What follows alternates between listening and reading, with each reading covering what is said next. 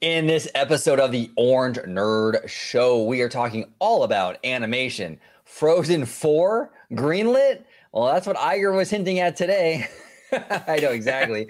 We're also talking about 2D animation, traditional hand-drawn animation, possibly coming back to Disney.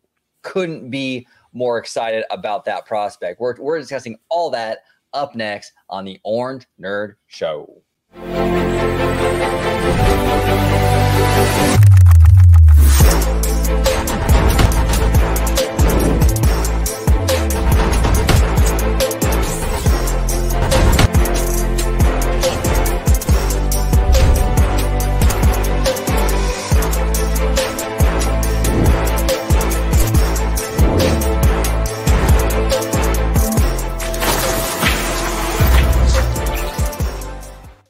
Welcome aboard, everybody, to another episode of the Orange Nerd Show. Here on the Orange Nerd Show, we focus on everything except the parks.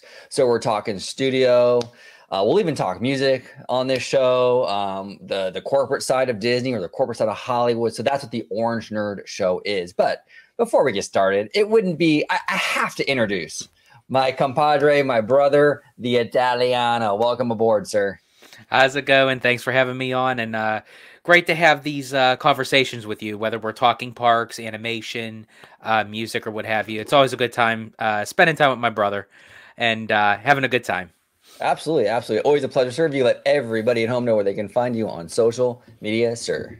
Absolutely. You could find me on X, formerly known as Twitter, at Disney George.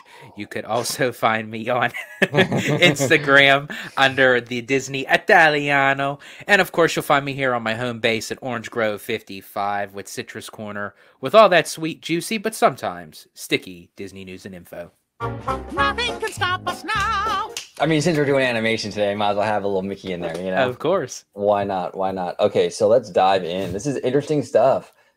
Okay, so Disney considering more 2D animated movies in its future. Okay, this is exclusive from the direct.com. It says here the co-director of Disney Animation's Wish revealed whether the company would look into creating new hand-drawn animated movies. Wish sports a unique look. While it's 3D or CGI animated, its style is directly inspired by the many 2D movies that came before it. Though it's been a while since Disney Animation launched any 2D animated films, nonetheless, Wish has received positive reviews thus far. Look at all those pixie dusters liking a movie. What are they doing? Shills. No, crazy. I know it's crazy.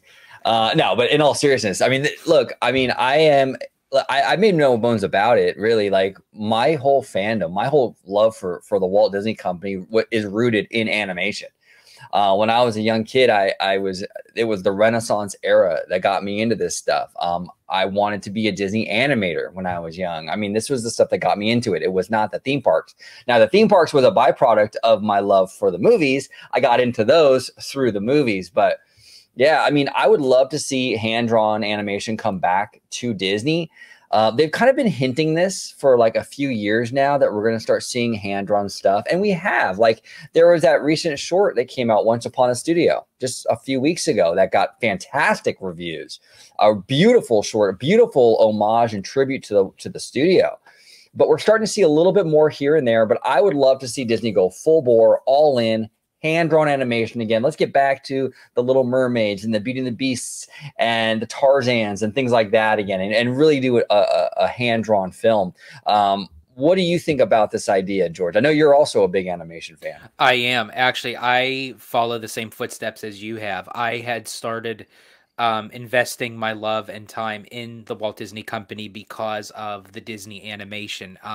And like you, it also started with the Renaissance era. I remember my very first movie that I ever remember seeing in theaters was Aladdin, and my first drive-in movie was The Lion King. So it was like it spawned my love for animation, and specifically Disney animation, because it had a very unique style where you can just like look at it and say, you know what, this was produced by Disney. And then eventually, you know, finding out, you know, it goes beyond just the pages of animation into theme parks, then it extended my love even further.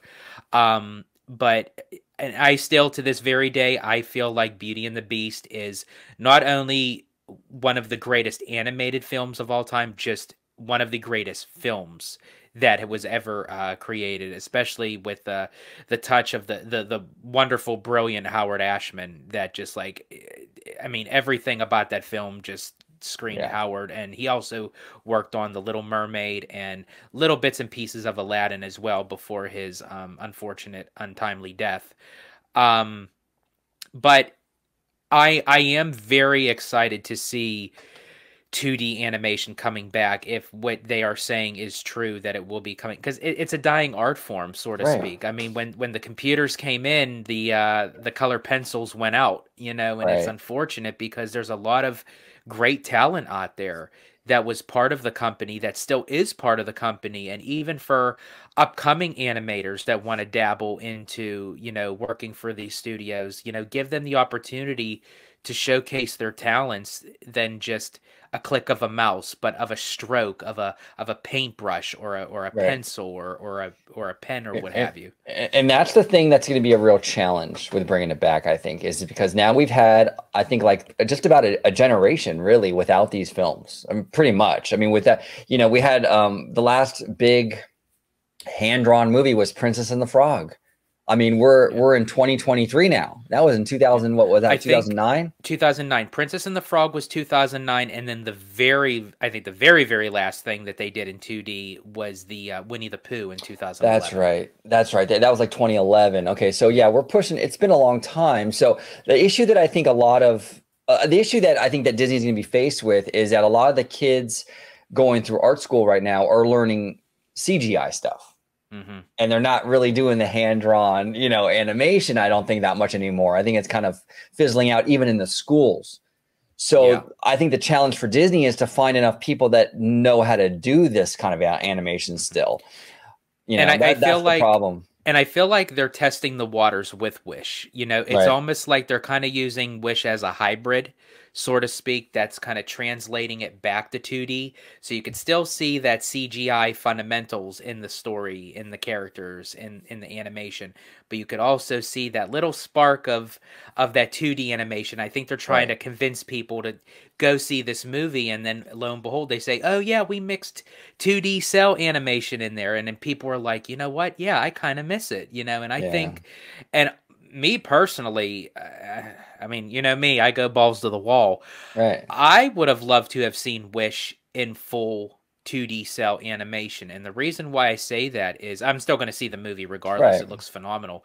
But what a way to pay tribute to 100 years of the Walt Disney Company, the same year that marks the 100th anniversary, to bring back the very first 2D cell animation since 2011.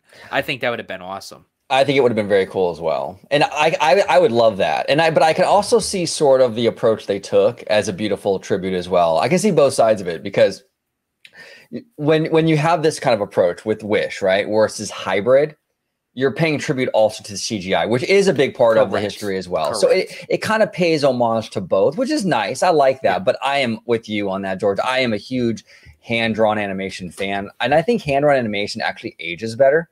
For some reason, if you look at the first animated movie, Snow White, right? Yes. Compare that to the first CGI movie, Toy Story. Toy Story. Oh man, it's rough. Like, you could look at it. You could look at Toy. I mean, I still love Toy Story. It's a beloved classic for Pixar. But yeah, when you go back and compare to how they upgraded the characters as technology improved and evolved, it's like, oh man, especially the humans. The human characters are like... Human characters in CGI were really rough. I would say the turning point for human characters in CGI was Tangled. That was the first time that I saw human characters look pretty good, actually, you know? And I think it was Disney Animation that really spearheaded that. I don't think Pixar ever really got it right until after Tangled, you know? Yeah. In my I opinion. Could agree with that. Yeah, I could agree with that. Yeah, because even Brave came out after Tangled 2 years later, so... Right. Because Brave is Pixar. Yeah, so I would agree with you. I would say Tangled. Yeah, Tangled was really the point for me personally, where I'm like, okay, we can do this. We can make fairy tales now in this medium, in CGI now, because they created characters that look decent. You know, you couldn't have done a fairy tale movie like a Tangled with the humans looking like they do in Toy Story 1. There's just no way. Yeah, no. There's no way, you know? So yeah, it kind of the humans in Toy Story kind of remind me of like an animated version of Child's Play.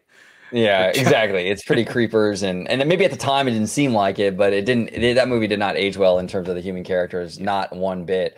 But yeah, this is actually very, very encouraging. I think that a lot of fans are sort of like skeptical, and I understand that. They sort of feel Disney's kind of dangling the keys a little bit and kind of BSing. I don't really think they are. I think they've seen some success in this arena. They know that the outcry is out there for hand-drawn animation. Like I said, that short they just released, Once Upon a Studio, hand-drawn, very well received. Which was People phenomenal. loved it. I enjoyed it. I watched it like several times in a row. I just couldn't get enough of it, of how it pays tribute to the company itself, to the animators, to the animation, to the characters, to Walt Disney himself. I mean, you couldn't have done it any better than they knocked it out of the ballpark with that. Yeah, no, they absolutely did. They absolutely did. So I think they really are interested, in doing this. And I think it's really at this point kind of going to be a logistical thing. I think that's the biggest hurdle, is getting the animators, that people that can actually do hand-drawn still on a large scale. For a short like Once Upon a Studio, that's different than a full-blown animated movie, Yeah. So it'd be interesting to see if they can get that. Hopefully they can. And also the infrastructure, they gotta bring back a lot of physical stuff to the studio to do hand-drawn again. Are they still teaching up at Cal Arts? That's the thing. I don't know. I mean, I kind of touched upon that a little bit earlier. I don't know if they're teaching hand-drawn animation at Cal Arts, really. I mean, I would think it's moved mostly to CGI stuff, maybe a little here and there. I mean, hand-drawn hasn't completely died out. I know some of the like television stuff seems like it's more hand-drawn. But I mean, I don't really know. I don't think it's really widely taught in these art schools anymore, because CGI is really kind of where it's at right now. And yeah. I'm even okay. Like, I'm not even like super like traditionalist. Like, if you want to do a hand-drawn animated movie, scan them into a computer and then paint them on the computer, I would even be fine with that. But let's get some actual people drawing in there and like going through, the flipping and Yeah. If the paint has to be done on the computer, I get it. You know what I'm saying? But let's at least draw again. Or exactly. Or if they want to incorporate a little CGI mixed in with a full-fledged 2D cell animation, right, I'm okay with that too. Sort of like how they did the ballroom scene with Beauty and the Beast, or the magic carpet in Aladdin, or the wildebeest stampede in The Lion King. Like that's perfectly fine. Yeah. And the 90s were actually were totally cracked. I think the 90s totally cracked the code for entertainment. It was the perfect mix in so many ways, the perfect mix of the past and the future, with animation, with theme parks. I mean, you look at animation, it was like what you said, Beauty and the Beast, Aladdin, Lion King. It was like the past. It was very much reminiscent of those hand-drawn films of Walt's day, but it was also looking forward a little bit with the little touches of CGI in there. And even in theme parks, like things like Indiana Jones Adventure, it is very much reminiscent of a ride or an attraction like Pirates, but with one foot in the future, where it felt fresh and new enough. The 90s just cracked that code, man. It was just that perfect kind of, they just balanced it so well. It was all the stars aligned in the 90s. It was like lightning in a bottle, like repeatedly, like hit after hit, using the technology well, but not overplaying it. There is such a thing as overplaying your, those tools. And I feel like in today's time era, just so many people heavily rely on it. And it's like, let your talent show through you, not through a device. Right. No, 100%. Now, speaking of hit after hit, we got Frozen 4 news here. Okay. Frozen 3 hasn't even been released yet. But I made no bones about it. When Frozen 1, the first movie came out, I absolutely loved this movie. Mm-hmm. The music was top notch. It felt like a Renaissance era movie to me. This movie gets a lot of hate. This movie can't.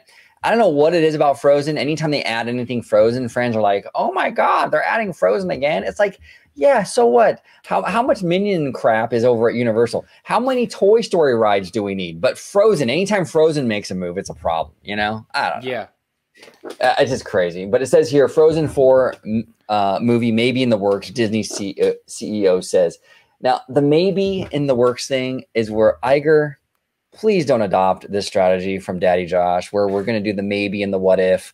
Just if it's going to happen, just say it's going to happen. You know, I that's the one thing about this story that really kind of irks me is the maybe. Like, come on, Bob. Like, that's what fans hate about Tomorrow. Like, he doesn't commit to anything.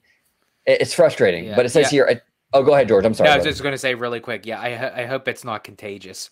I know. The maybe virus is spreading through the halls of Disney. It's like ridiculous, man. I'd rather them not announce anything than do the maybe shit, because then you get kind of attached, not attached, but you get excited for something that. So it's like, why even mention it? It's like, if you're going to, as you just said, if they're going to give us a maybe, don't even bring up Frozen 4. Nobody had Frozen 4 on their mind, but you said it, Bob, but then you're going to throw back at us a maybe afterwards. It's like, don't do that. Don't dangle the carrot in front of us and then pull it away. Like, right. And that's the thing that bothers me, because it's like, I think what they're doing, I think Disney right now, they made this decision. It's a bad one. But somewhere down the road in the past couple of years, they decided, when we make a decision, we sometimes get shit for it. So what we would do is we'll never make a decision. We'll just we'll sort of ride the fence and sort of give us that plausible deniability if it doesn't work out. Like, exactly. You can't do that. Like, you gotta make a call. Like, I get on this channel, you get on this channel, right? We in our content, what our job is, we analyze and we opinionate about stuff, nerd culture, theme parks, whatever, right? It would be a very boring show if you and I wouldn't commit to an opinion. You know, like, I'd rather say an opinion and have people go in the comments and totally trash me for my opinion than ride the fence and not have an opinion at all and be a wimp about it. Yeah, that's like getting on. It's like, well, maybe I'll think about it. I'll get back to you on that. It's like, right. You know, and when you ride the middle, you get hit by both sides, okay? You don't make anybody happy. So, Iger, own the decision. You're going to do Frozen 4? Own it. We're doing Frozen 4, period, you know? Sick of this maybe stuff. But he says here, attention, Frozen fans, a new Frozen 4 movie may be in the works. In an interview with Good Morning America co-anchor Michael Strahan on Thursday, Disney CEO Bob Iger said, quote, well, I'll give you a little surprise there, Michael. Frozen 3 is in the works, and there might be a Frozen 4 in the works too, end quote. He goes on to continue, but I don't have much to say about those films right now. Iger continued, quote, but Jennifer Lee, who created Frozen, the original Frozen, and Frozen 2, is hard at work with her team at Disney Animation on not one, but actually two stories in classic Iger style. Classic man. Iger. You know, for those of you at home that might not know what we're talking about, when Bob Iger announced Galaxy's Edge, he did the exact same phrase. We're not just building one of these, we're building two. It's become a meme. So Iger, I commend him on that. That was awesome. That was awesome. Yeah. But look, I love the first movie. I enjoyed the second one. I think that, you know, as long as they have story to tell and they make a quality film, I'm fine with it. You know, I was really much against these animated sequels, because historically Disney animation really didn't dive into that too often. I know we got, I think, Saludos Amigos or Three Caballeros. I think one of those was a sequel to the other one. I don't remember which one came first. And I think I believe Saludos Amigos came first, and then the Three Caballeros. Okay, so Three Caballeros was a sequel, I think, to Saludos Amigos. Pretty much. And then we got the Rescuers Down Under, which was a sequel to the Rescuers. But for the most part, Disney Animation really stayed away from sequels, you know? But now they're all in on it. And now they're doing it. And it's like, okay, you can't put the genie back in the bottle, okay? So if we're going to do sequels, it seems like that's what they're going to do. That's the industry right now. I mean, every other studio does it. Then at least if you're going to do the sequels, at least have a good story, make a quality movie. So if this Frozen 3 and Frozen 4, if these movies are great and they're top tier quality and they're on par with the last two movies, no harm, no foul. No harm, no foul. You know. Yeah, I completely agree. Actually, I have to admit to the fact, when I saw, before I got to watch the little segment on Good Morning America, I saw like the tweets and the messages, and I thought, man, these people don't know their threes from their fours and their fours from their threes. They should be. They're talking about Frozen 3. Why are you putting Frozen 4? And then I go and I watch the segment. I'm like, oh my god! It's like, yeah, he's like really like pushing it hard. You know, with not just Frozen 3, Frozen 4, and in a way, it's a good strategy if it is true, because I mean the stock numbers are like on the move right now for Oh, Disney. Disney stock is high right now. Like it's moving on its way up, and I know it's lower than it was, you know, a while back. I think at one point, like a year and a half ago or something, it was like at $120 a share. I get that, but for the most part, it's moving in the right direction. It's like mid 90s right now, which I'm telling you is very good considering just not too long ago we were in the low 80s. Yeah. And I'm telling you, man, I get so much, like, it's funny. I'll post every now and then the stock when it goes up. And the reason why I do that, I post it on Twitter. The reason why I do that is because everyone and their mom will post about when it goes down. Ha ha, Disney stock is down. Ha ha, look at it. It went down another dollar today. Ha ha. But no one really talks about it when it goes up. That's kind of how I know it goes up. When I don't hear anything on Twitter, oh, Disney stock must be in the upside today, you know?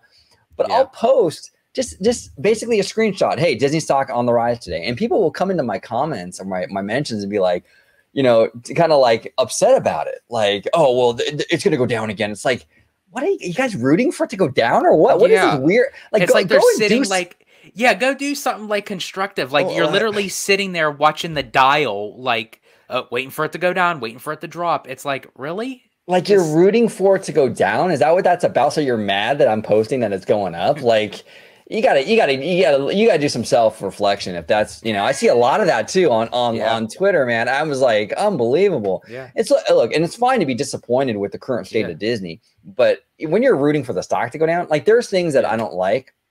I'm not like a huge fan of a lot of things, you know, like honestly, I'm not a big amusement park person, like the big coasters and all that. Right.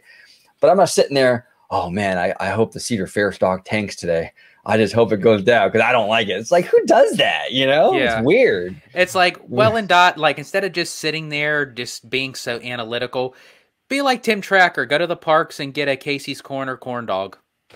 You know what I'm saying? Just get a corn dog, man. Just like Tim, and just kind of enjoy yourself.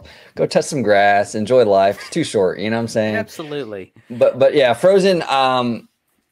Yeah, I mean, this movie, look, I mean, the second one was $1 billion movie. The first one was $1 billion movie. So why wouldn't they? It's, you know, if it's going to bring in the cash, you know, why not? And honestly, it's not even just even bringing in the cash. I think the Frozen franchise is a double hitter. It brings in the cash, but they have great stories. They have great characters.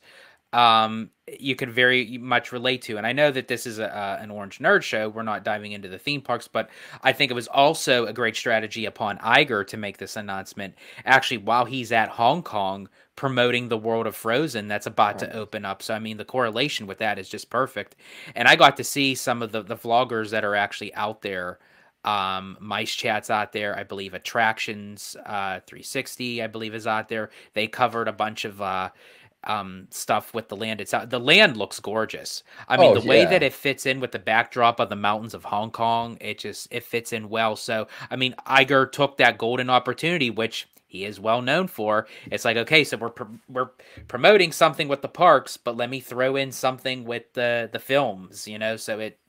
And again, it'll work out for Disney and it'll work out for the stocks. I mean, Wall Street will be happy with that. Well, yeah, because look, we're at a time right now, and people have to understand, like, we're at a time right now where Disney, look, I mean, a lot of their films, it's been pretty rocky at the box office for Disney, you know. So of course people are shocked at this. Like, of course they're going to lean into their sure bets. Like, wouldn't you? Like, I mean, absolutely, it just makes sense, you know. And especially now because they're just coming out of a rut, so they're gonna want to take on movies that they know will be a hitter just by the title, just by hearing the title. Just Frozen, the name Frozen alone is going to put butts in the theater. Exactly. Frozen, Toy Story, Zootopia, they're all banking on that notion of, you know what, if the originals were such big heavy hitters, and even to some sequels, like for Frozen 2, it's like, yeah, let's do 3. Or you know what? In the case of Iger, no, let's not do 1. Let's do 2. Let's double it. Yeah, let's do 2 sequels and 4 movies all together. So yeah, I'm fine with it. Just my only thing is just make it a good movie. Make it a good movie. Make it a quality movie. Good songs, good animation, good story, and you're good to go. You know. Yeah. So we'll see how it kind of pans out. But yeah, I mean, when you're going through it like they are, especially in the box office, you're going to want to go with stuff that you feel is more of a sure hit. You know, most businesses do this. That's why Comcast Universal makes a bajillion Minion movies. It's not because the artists at Illumination are just so inspired by the Minions, you know. It's because that franchise has been a proven hit maker for Universal. So of course Universal is going to tap into that. I don't blame Universal for that, you know.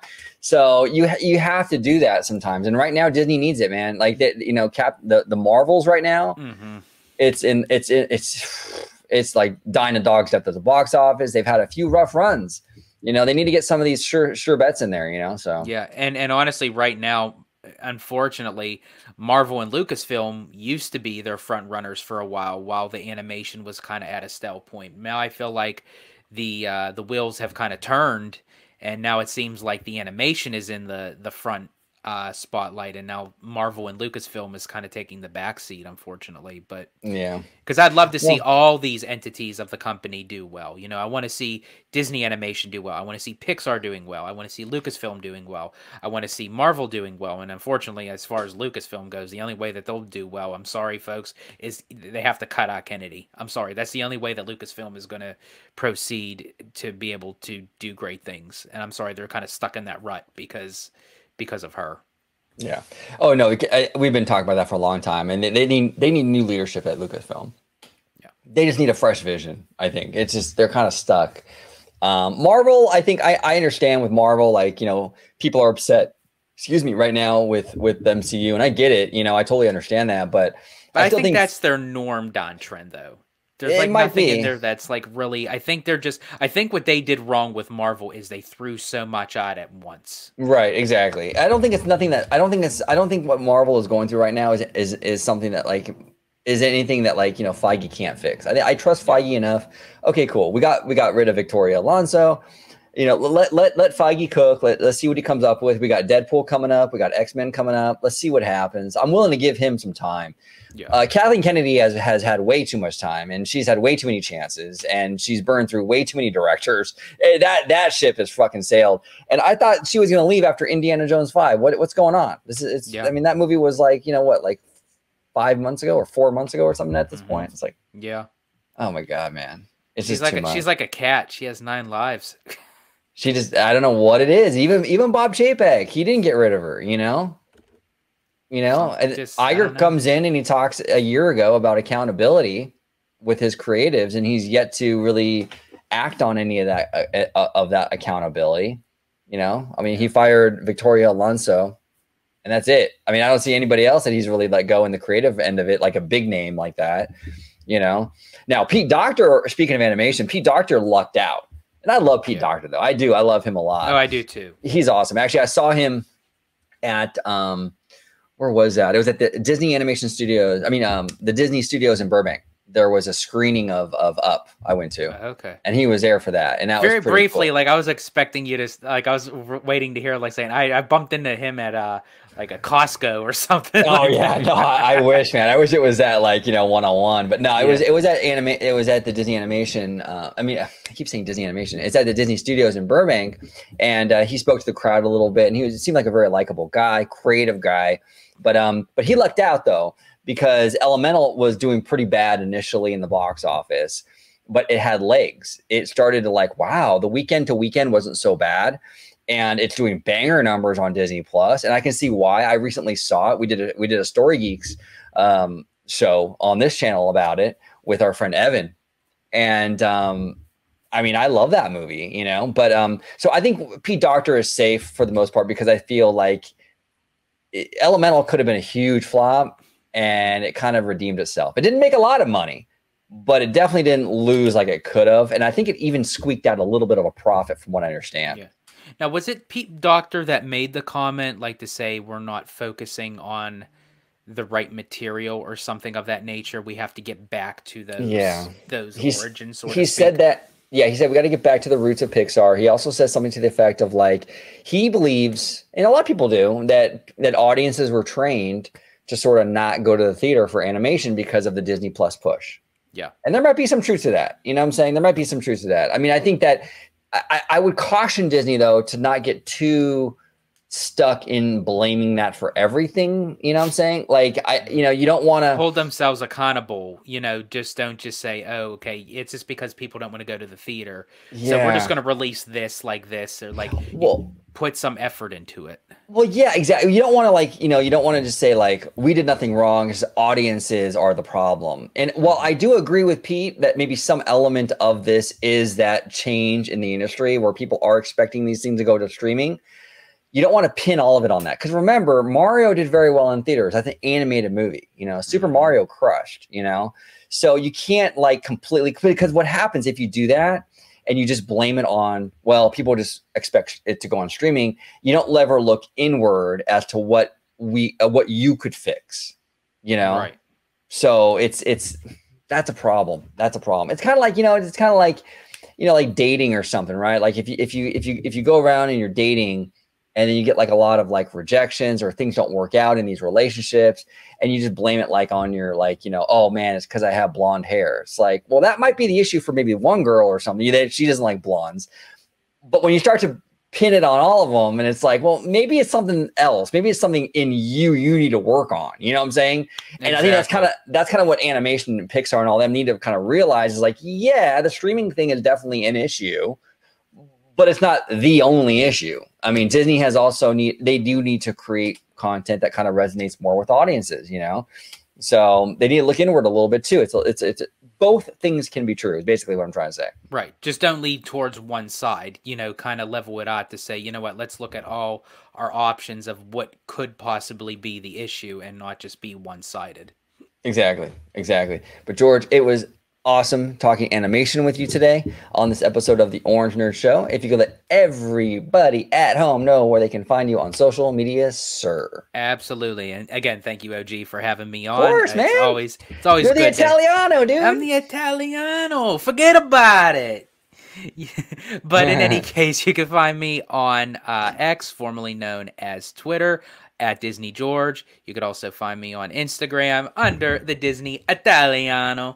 And of course, you'll find me here on my home base at Orange Grove 55 with Citrus Corner, with all that sweet, juicy, but sometimes sticky Disney news and info. Yep, absolutely. You could, we could say X, formerly known as the platform that used to work. I'm telling you, man, like I've inspired by Elon Musk. Exactly. Inspired by fucking Elon. Elon, and this is the thing too. I was like, okay, Elon's going to come in. Okay, fresh eyes. Give him a chance. Open mind, right? Out of everything that's gone wrong, the only thing that you could focus on is the name of the, and you're changing it to something that bad. Well, yeah, exactly. No one calls it X, let's be honest, Yeah. And if they do, it's X, formerly known as Twitter. So what's the fucking point? You're still you're still saying Twitter, number one. But number two, he likes to fix things that like aren't broken. Like there was a report the other day, he wants to get rid of hashtags and things like that. It's like, dude, that's not a problem. I've had more bot issues, more spam problems, getting crap in my DMs, like from crypto nonsense and all that, more now than I ever have under the former management. Like, you fix that stuff, Elon, because it's not just me, dude. A lot of people are going through that. There's a lot of bots out there. There's more now than there ever has been, and he doesn't worry about that though. Let's, he changes the links. When you put a link on Twitter, now you don't see the link. It just looks like a picture now. You can't even tell it's a link to click on it. he does shit like that, and I'm like, oh, God, yeah. It's like, why? It's like. Come on, dude. Fix those computers, and while you're trying to fix the computers, let's go back to 2D cell animation, shall we? Hand drawn, baby, hand drawn. So yeah, thank you all so much for watching. Comment down below with all your thoughts on everything we discussed today. 2D animation, Frozen 4. We haven't even gotten Frozen 3, but we're already talking Frozen 4. We would love to hear from you. And as always, thank you so much for watching this episode of the Orange Nerd Show.